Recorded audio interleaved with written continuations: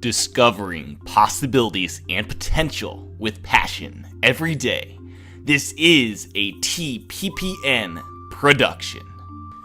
Welcome to the iPad Possibilities Podcast, episode number 88, Updates Galore. This podcast is sponsored by GadgetFreeway.com. Check out all of their amazing iPad gadgets and accessories over at GadgetFreeway.com, such as the amazing iPad pillow, the iPad case bag, and all of those great Bluetooth keyboards that I'll be reviewing shortly here. So check it all out at GadgetFreeway.com. And I'd like to thank them once again for sponsoring this podcast. Well, for this show, welcome, and this is Tim here, and there has been a ton of updates to many of the beloved applications that I use on my iPad on a daily basis. So I'm counting through the list here. I've got 6 different applications that are just phenomenal applications that have received major updates. And so this show is just going to let everyone know, hey, what are these apps that are just being updated like crazy and getting all these wonderful new features. So that's the show for today. So it's a little bit of an intro here. And let's just get on to the different applications and what you can expect from these updates and, some just phenomenal things that just came out literally a couple days ago. So very excited to share this with you. The first application on the list here, this is alphabetical order as I went through my app store update list here. The first one is Cro-Mag Rally. And for those original iPhone adopters back in 2007, you'll remember, most likely, actually this is probably 2008 when iPhone 3G hit. That's when the official App Store, went live. Cro-Mag Rally was on stage as one of the very first iPhone games, iPod Touch games available. It was one of the very first, it was a very revolutionary game at the time, and it's still a wonderful game. It's a racing game back in the caveman era. You're driving these caveman cars and all that. But a huge update came out. So I've had it installed on my iPad because I mentioned earlier in different shows that they added Retina support. They added Retina support to the iPhone application, and because of that, it looked phenomenal on the iPad with that Retina support. So what they've done, they've gone a step further. Instead of the Retina support, they've still got that if you got the new iPod Touch as I do, or the iPhone 4, but they've also made this a universal application, which is phenomenal. They basically just gave me a free version of their application that now supports the iPad. I don't have to pay for the Cro-Mag Rally HD like many of the other racing games make you do.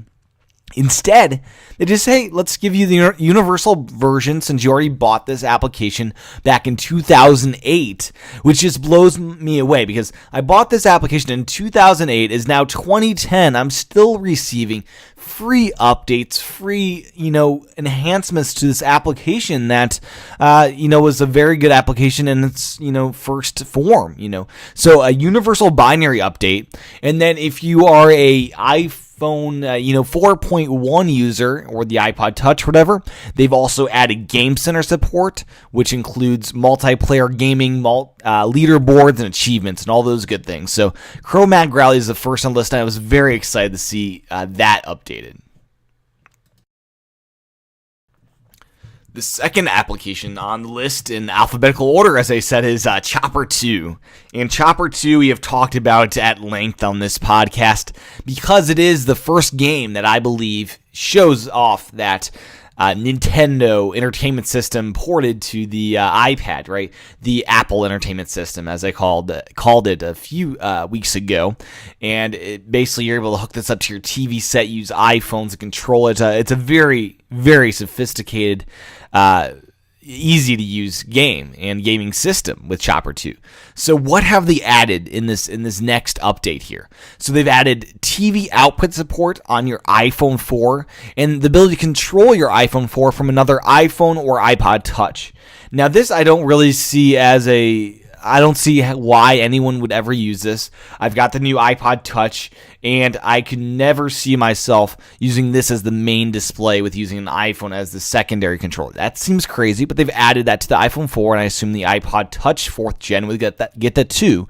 But some other cool things, many iPad owners probably own older iOS devices, such as the original iPhone or the original iPod Touch, perhaps, and they've added Wi-Fi based control. And this is a big thing because currently it was just Bluetooth, which means you have to have one of the newer devices to control this guy. Now with Wi-Fi, that means any iOS based device, even the original iPhone, can now control your iPad through the remote system. So that's a big deal that they've added there. And another, this is a huge update within this app. So the biggest annoyance here is, say you've got your iPad, right? You're playing the game on your iPad. That's your main console. But hey, I'm on the road. I don't have my iPad with me for whatever reason, because I normally take it with me. But hey, I want to play this on my iPod Touch now, or my iPhone. I want to play it on, my different iOS devices. And it was terrible because it did not sync that data across. It was just different points in the game on each device. It didn't connect with each other, even though it had this simply amazing remote setup where it could connect that way. But the data, where you're at in the app, that didn't sync over. So now they've added sync progress with Open Faint, and that is just a phenomenal thing that they've added that I'm excited about, because now I can actually start playing this game for real, where I don't have to worry about my location in the game, and that's a big, big deal. So that's been added. They've also added new control options, or like a built-in joystick instead of just pure gyroscope and accelerometer type stuff. There's a faster setup for the remotes, and each remote actually remembers the different options per device. How much movement it takes to make the different things move, so that's pretty phenomenal. And they've added better TV output support, so they've just made it a whole lot better of an application with these updates, and I'm very excited to start playing it once again with that sync and all of those other things they've added. So that is Chopper 2. I think it's just a couple bucks in the App Store. It's a universal application, as I think I mentioned in the past. Now for a quick update here, and a big update. So Cloud Browse. This is an application I discussed with John on one of the live shows a few months ago, actually. And this is an application that basically turns remotes into a different machine to offer Flash on your iPhone and iPad when you upscaled. So that's what the application does. It's the best way, I believe, to access Flash-based content on your iPad. And before, it was just an iPhone application. But I saw in my update tab that, hey, this is a universal binary application now. It is totally free. So this is now an iPhone, iPod, and now iPad app for free that allows you to view any Flash content. Pretty much. Videos is a different story, but if you need to access Flash-based websites, different things like that, that's a great way to do that. It's in the App Store. It's called Cloud Browser. Completely free. It's updated, and it's a pretty cool application. So check out Cloud Browse. Pretty cool update. So, along with that theme of web browsers comes this next update, and this one is from Atomic Web Browser. And this is a great alternative to Safari if you're looking for some more desktop familiar features, tabbed browsing, different things like that. So it also allows you to identify the iPad as a desktop or iPhone if you want to view the website in a different way. So very cool updates here. So it's now include autofill into this browser, which is a nice thing to have if you want to have it fill in, your username and password and things like that, which is very familiar for those that work on the desktop quite a bit. Now, one of the very cool features is for those that aren't jailbreakers or hackers that have the ability to screen dim and to adjust their brightness anywhere they are in the iPad. That's one benefit of jailbreaking. You can adjust the brightness of the screen anywhere you are. You don't have to go back to the settings app. So with Atomic Web Browser, they've added for iPad only a screen dimmer feature. You just, hit their little pop-down menu. You can dim the screen as much as you need to.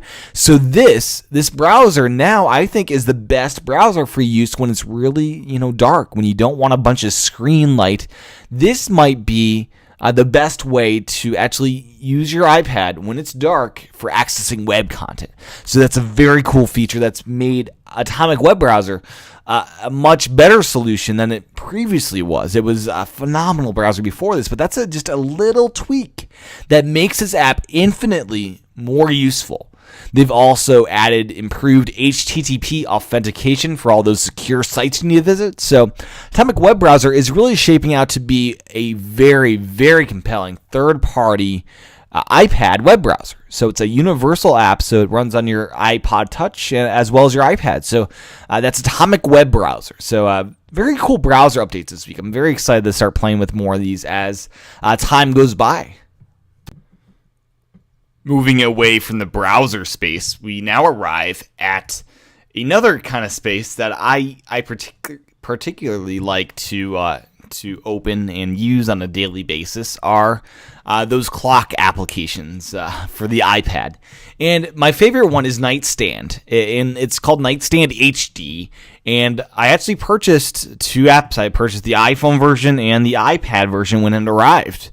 And they've changed things around. So Nightstand HD is the only version of the app that remains. So what they've done is they've eliminated the old version.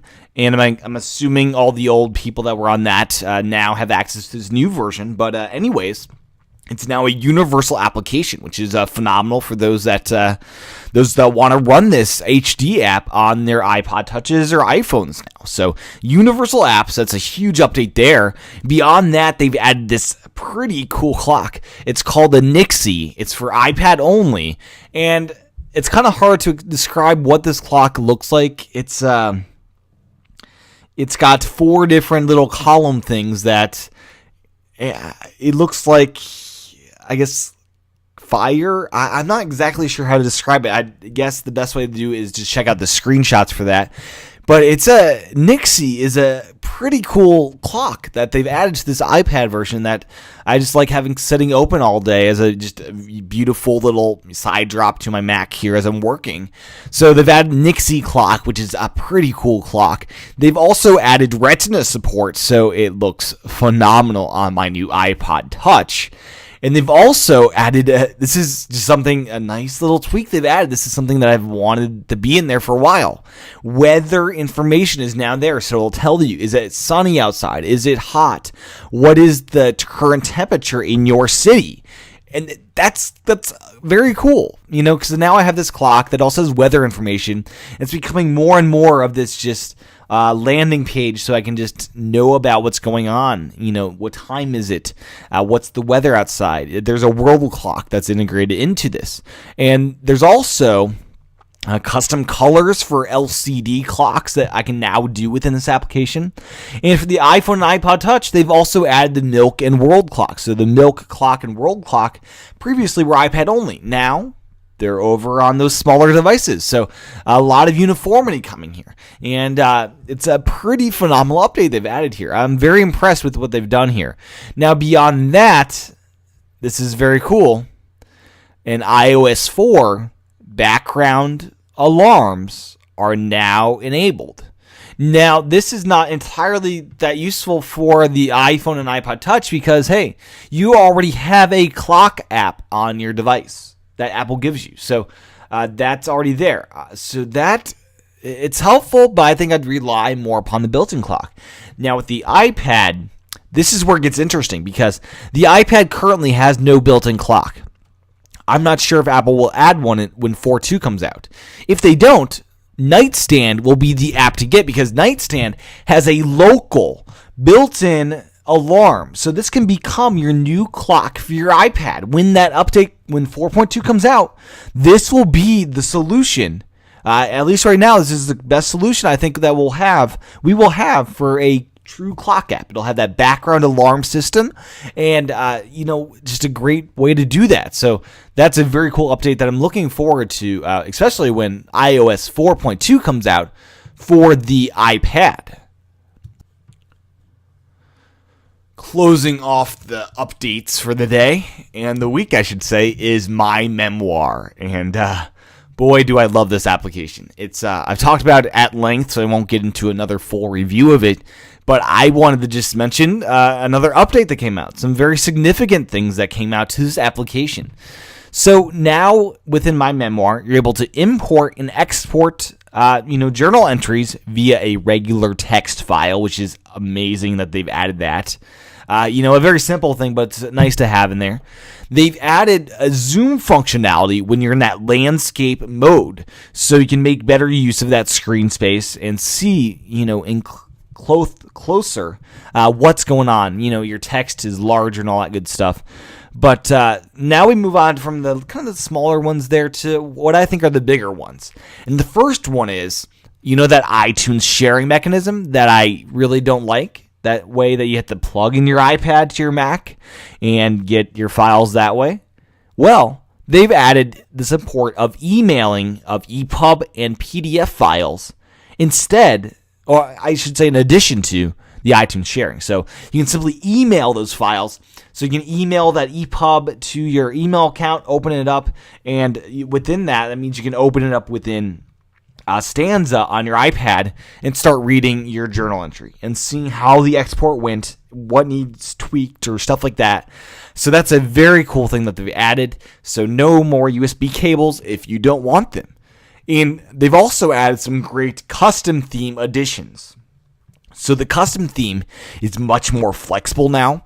They've also added a custom memo theme and a lot of just simple design changes throughout the application. So I'm just blown away by this update and all of the updates we've had this week. I mean, these are 6 apps that I've had installed on my iPad, and I now have a brand new iPad app with a cloud browser. I have Chrome Rally, brand new iPad app. So I'm just blown away by all of these updates that are coming out this week and in the future. We're just seeing so many updates, and it's just phenomenal. I'm glad these developers are staying on top of these things and creating just phenomenal software and applications for our iOS devices.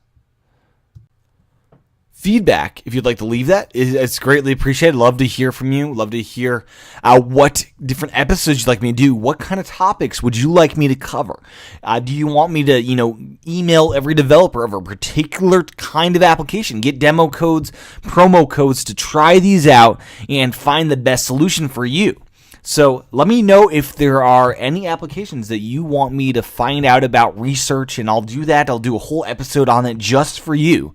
So email me at iPadPossibilities@gmail.com and also call in. I'd greatly appreciate calls to 209-542-4723. Those last digits are iPad, so iPad 209-542-iPad, and just call in, leave in your voice message. I'd love to hear from you. I'm getting more calls, and I'd love to hear from you as well. So call in and leave your email, and I'd just love to hear from you. You can also leave feedback, if you want to review the podcast by going to iTunes and simply leaving a rating and review. I'd love to hear those as well. It always brightens up my day when I see some more iTunes reviews. So do that as well. That'd be greatly appreciated. If you would like to support this podcast, just visit GadgetFreeway.com. They are the sponsor of this podcast, and they make some very innovative, unique iPad gadgets and accessories. They make accessories. They have stuff from other vendors, but the cool thing is they hand make all sorts of just unique things designed for the iPad. So they have this iPad pillow that is perfectly designed to make your iPad a great tool to use in your bed, lying down, so you can actually see the videos, vertical, up, and they have it so it's better for typing, it's better for reading in bed. You can actually just have the iPad and the pillow, and it's a phenomenal solution for reading because I don't want to hold up my iPad in the bed. I want a solution that brings it up to my eye level and all of those things. Then the iPad pillow, this custom-made pillow by Gadget Freeway, is a great way to do that. And every time I'm in the Apple store, I get 5 or 6 different employees there, the Apple employees, wondering, where did I get this iPad bag at, this iPad case bag? And I tell them, GadgetFreeway.com, that's where I got it. And it's a phenomenal bag. That's why I'm always asked. Apple employees haven't seen the likes of this yet. It's a brand new concept of having a case and a bag all in one solution.